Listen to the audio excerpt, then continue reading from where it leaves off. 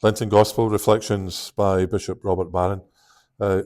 This is for Palm Sunday, and so neither Deacon or I are going to stand here and read the whole Passion to you. You can read that for yourself, or hopefully you're able to get to Mass.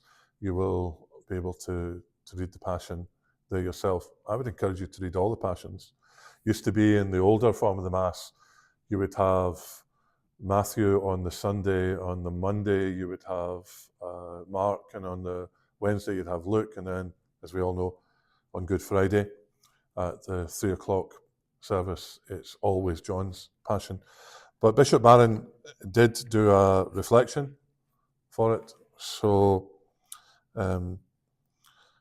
let me just read this out to you. Friends, on this Palm Sunday, Matthew's magnificent Gospel of the Passion bids us to reflect on the seriousness of sin. Be sure the Gospel proclaimed by the first Christians involves the glorious resurrection, but those initial evangelists never let their hearers forget that the one who had been raised was none other than the one who had been crucified. So the question was, and will remain, why would God's salvation of the human race have to include something as horrifying as the crucifixion of the Son of God? Here's the point.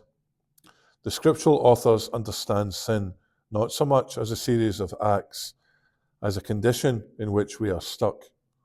No amount of merely human effort could possibly solve the problem. Something awful had to be done on our behalf in order to offset the awfulness of sin. With this biblical realism in mind, we can begin to comprehend why the crucifixion of the Son of God was necessary. The just rapport between God and human beings could not be re-established either through our moral effort or with simply a word of forgiveness. Something had to be done, and God alone could do it. Reflection. Meditate on one of Christianity's most mysterious truths, that the crucifixion of the Son of God was necessary.